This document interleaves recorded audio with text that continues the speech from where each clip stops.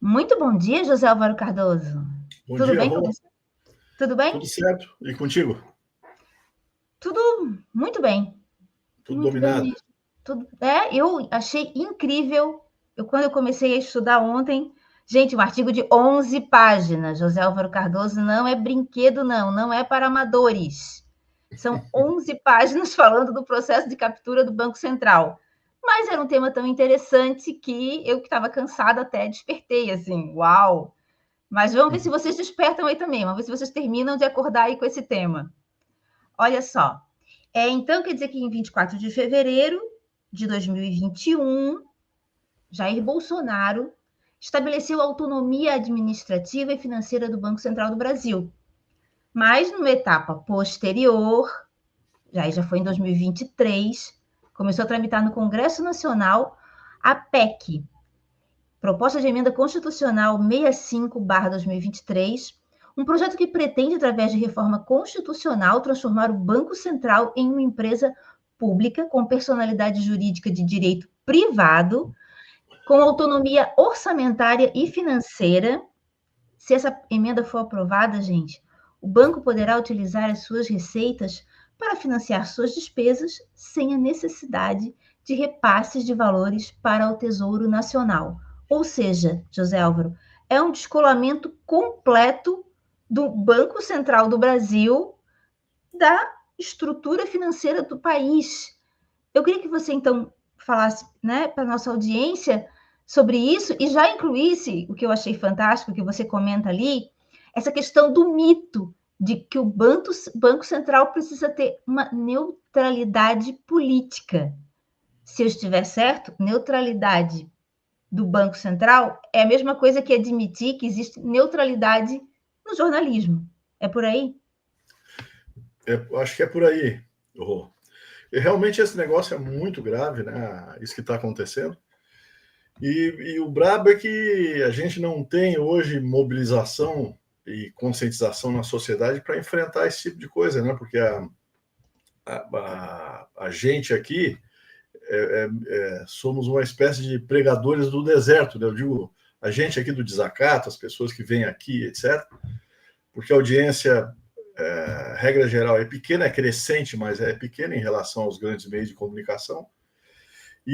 Na verdade, o que existe no Brasil é um sistema, né, via dívida pública, de expropriação de recurso público. E em nome do qual não, em função do qual, porque não se fala em sistema da dívida, a não ser algumas pessoas isoladamente, principalmente o pessoal da auditoria cidadã da dívida, mas em função desse sistema se faz todos os estragos possíveis no país, né? A contra-reforma da Previdência, o crescimento da pobreza, o fato de que o país está estagnado em termos econômicos há muito tempo, quer dizer, a economia cresce pouco por causa desse sistema, né, da dívida, né? E essa PEC, que é o nosso tema principal aí, a PEC 65, 2023, digamos, como tu falou, ela é um aprofundamento do processo de dominação do sistema financeiro da sociedade brasileira. Se a gente analisar as chamadas contas públicas, né, o tal do superávit primário, a necessidade de superávit primário, o que se fala sobre gasto com funcionalismo, o que se fala sobre gasto com a previdência social e as sucessivas reformas que se faz desse sistema de previdência em nome do equilíbrio das contas públicas, isso tudo é uma grande mentira. É uma grande falácia. Não tem sustentação nos dados concretos, né? E digamos assim, essa PEC, que foi apresentada aí por um senador do PSD de Goiás, o Vanderlan Cardoso, o cara até tem o mesmo sobrenome que eu, né? Por desgraça, apesar de ter sido apresentada por esse senador, na verdade ela é uma herança do Roberto Campos, Neto, né, o presidente do Banco Central anterior, aí, no período Bolsonaro. E essa PEC, assim, digamos, vem botar uma espécie de pá de cal nesse processo de captura do sistema financeiro oficial, público brasileiro, pelos bancos. Né? Esse que é porque, porque, na verdade, é o seguinte: o Banco Central é um instrumento fundamental de política pública em qualquer país. Né? A transformação do Banco Central em independente, aqui com muitas aspas, em 2021, como tu mencionou, em fevereiro de 2021, já foi um passo decisivo, né, nesse processo de captura. Ele já vinha, evidentemente, o Banco Central já fazia, antes de ser formalmente independente, ele já fazia a política dos banqueiros, obviamente, inclusive ao longo dos governos de esquerda, que o Brasil teve recentemente. Uma das grandes limitações dos governos de esquerda recentes do Brasil foi justamente não enfrentar esse sistema. E não é que os governantes não saibam as coisas que a Auditoria Cidadã da Dívida, por exemplo, denuncia. Não é isso. Não é que eles não saibam. É que eles sabem, né, que enfrentar os rentistas, os chamados rentistas, que inclusive tem uma relação internacional, né? Os bancos estrangeiros também ganham dinheiro com o sistema da dívida no Brasil. Enfrentar esse sistema é muito duro. Vocês percebem o seguinte: a Dilma, por exemplo, a presidenta Dilma, que sofreu um golpe de Estado em 2016, ela é uma pessoa corajosa, como todo mundo sabe, é um atributo dela. Mas ela vetou uma auditoria cidadã, uma auditoria da dívida, né, proposta no Congresso Nacional, que tinha, inclusive, passado no Congresso Nacional, foi vetado por ela. Né? E, evidentemente, o governo que veio depois, o governo golpista do Michel Temer, também vetou, é claro, em 2016 e 2017. Mas a Dilma vetou. Por quê? Porque se ela, naquele momento, ela tivesse permitido que fosse realizada uma auditoria da dívida, ela não duraria 30 dias o governo. Durou mais um pouco ainda, né? Durou mais alguns meses. Mas essa que é a verdade, né? Porque e olha só, o pedido não é, como se insinua, deixar de pagar a dívida, que na minha opinião seria o correto, né? Sustar o pagamento da dívida até ter um resultado da auditoria. Não era isso.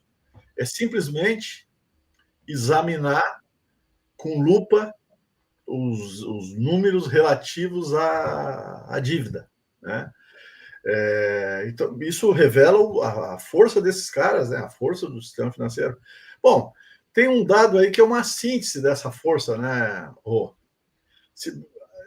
Se no orçamento federal do Brasil o principal gasto é o gasto com a dívida pública, acima da previdência social, acima dos gastos com saúde, acima dos gastos, muito acima dos gastos. Muito acima. Muito acima. E isso não é que seja eventual. Ah, não, ocorreu em 2021, não é isso. É décadas seguidas, né, os banqueiros levando a maior parte do orçamento público federal, dados, inclusive, que são apresentados com, digamos assim, tentando dissimular muitas coisas, né? Isso é uma síntese, né? Um dado revelador da força dos caras, né? Imagina, eles conseguem, se a gente pega aí nos últimos 12 meses, eles conseguiram levar só de juros da dívida, só de juros, pagamento de juros, R$1 trilhão. R$1 trilhão. Isso dá mais ou menos, sei lá, umas 8 vezes o orçamento do Bolsa Família. O orçamento do Bolsa Família, que tira da fome 56 milhões de brasileiros, um quarto da população, ele é realizado através com 164 bi. 164 bi. E para juros da dívida, para uma minoria de rentistas, etc., de super ricos, etc., se gasta 1 trilhão a cada 12 meses, né?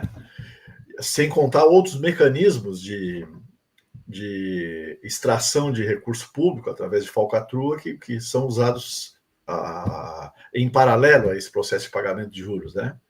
E sem nenhuma justificativa, com base em justificativas econômicas totalmente falaciosas, né? De que não, são os juros que evitam que a inflação exploda, etc, etc. Conversa fiada, né? Porque se a gente olha a inflação no Brasil, que não é uma inflação fora de controle, é dentro do controle, boa parte dela é causada por preços administrados, preço do combustível, luz, etc., que não tem nada a ver com juros. Não é? Pode botar os juros em 100% real, que não vai reduzir o preço da gasolina, que é por exemplo, que é uma definição governamental. O governo é que, por política pública, é que define esses preços, né? Os chamados preços administrados, assim como a energia elétrica, etc., cuja evolução é maior do que os preços chamados livres.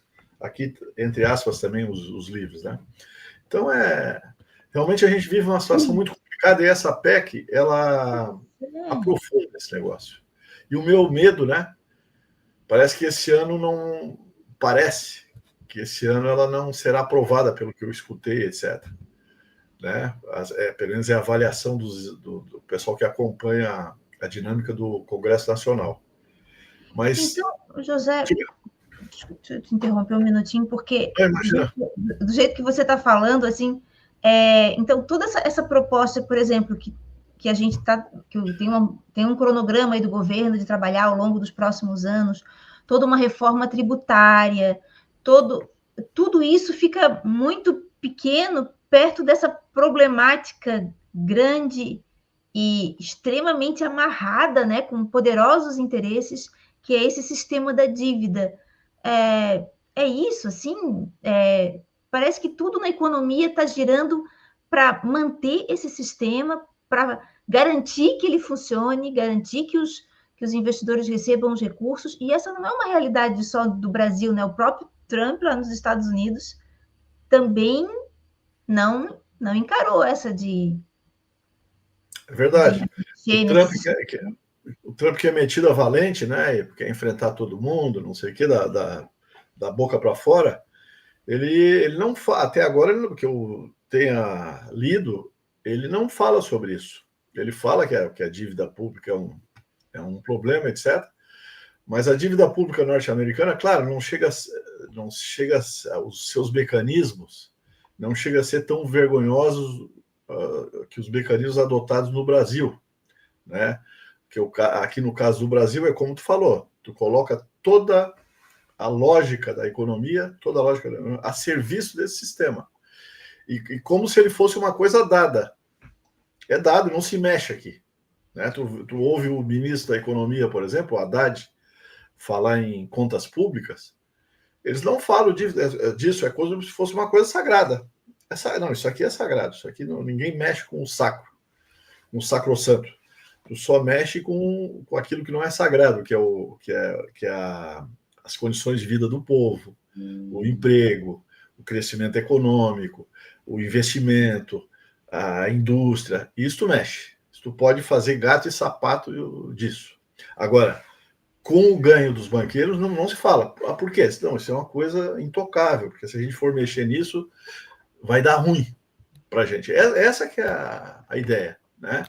Quem fala na dívida é quem não tem medo de dar ruim, porque não tem pretensão de carreira política, ou porque não sei o quê, ou porque tem um pouco de patriotismo, ou porque defende o Brasil, ou porque defende um mínimo de honestidade na relação com os números, etc. Né?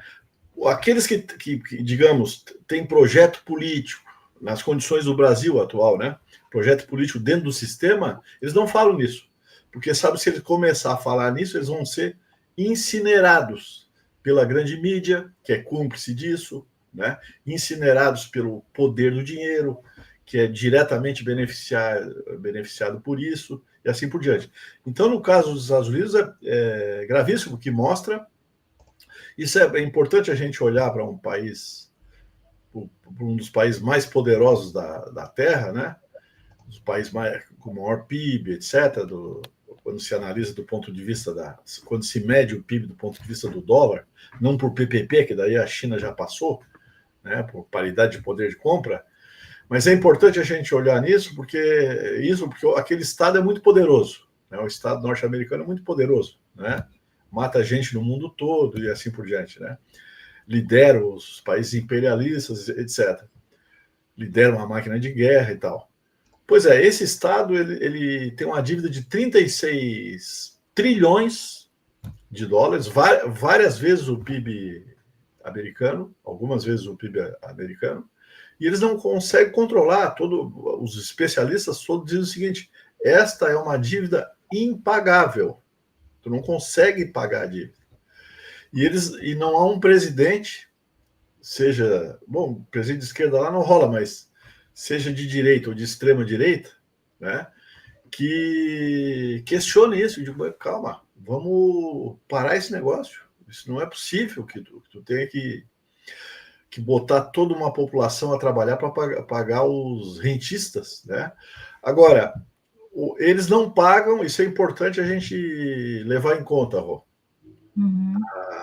Em proporção do PIB, o Brasil gasta mais com juros do que os Estados Unidos. Os Estados Unidos gastou no ano passado cerca de 4% do PIB deles, claro que em termos absolutos é muito mais do que o Brasil, obviamente, porque o PIB deles é bem mais elevado, mas temos que olhar sempre as coisas em proporção. O Brasil gasta mais ou menos quase 8% do PIB a cada 12 meses para pagar rentistas. E aqui com um detalhe importante: essa dívida é ilegítima, essa que é a questão central, né?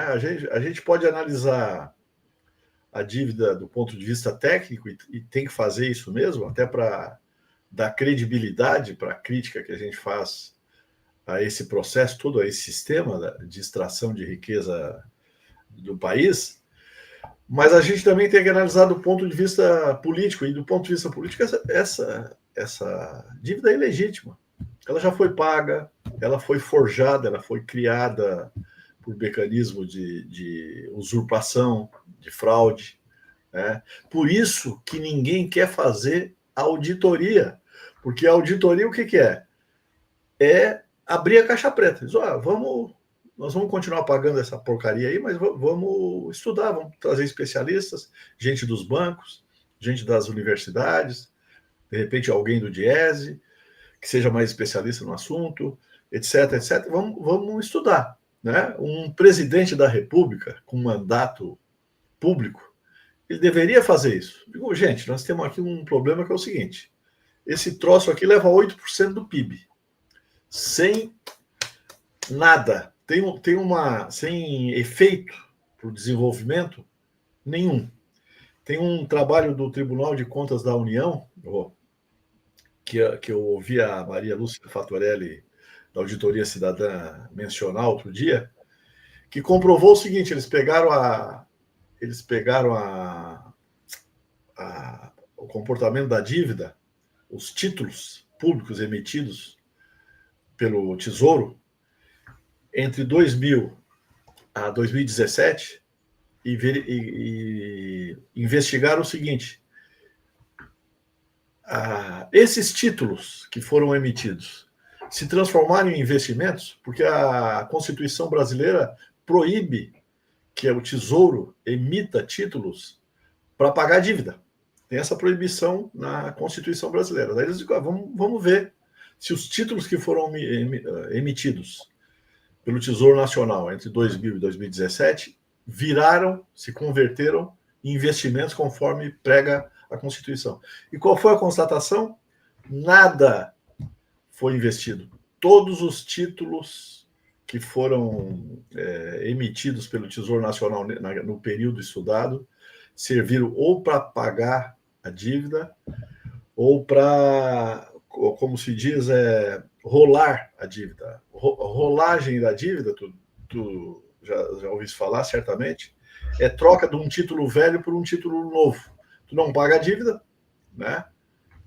E aí tu emite um outro título, o que se chama de rolagem da dívida. Ou seja, os caras estão descumprindo, como a gente sabe, qualquer um sabe disso, não precisa ser jurista para saber que eles estão descumprindo a Constituição. Né? Então tem, assim, quando a gente começa a rolar o tipo de crítica que se pode fazer para esse processo, o tipo de análise, tem muita coisa errada, e isso é um dos problemas centrais do país. Né? O Brasil e é por isso que nós vamos continuar tocando nesse assunto, né, José? José, quando é que você pretende lançar esse artigo? Esse artigo eu estou fazendo aí para uma revista, né? Eu até esqueci de te falar ali que era uma versão preliminar dele, precisa ser arredondado.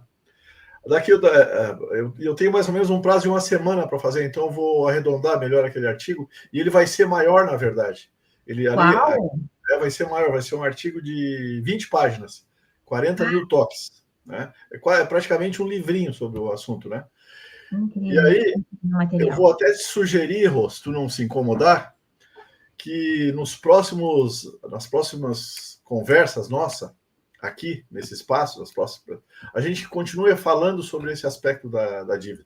Eu vou sugerir isso, mandar textos mais curtos, porque a gente pode abordar isso a partir de vários ângulos, né? Exato. Então, já que ninguém fala nesse assunto, né, Zé? Vamos aprofundar aqui, vamos tocar firme nele, porque é essa a nossa missão política e histórica. Né?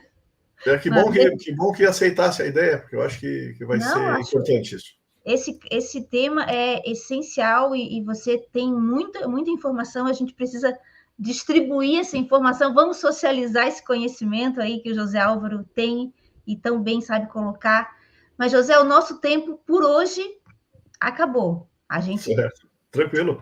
Tranquilo?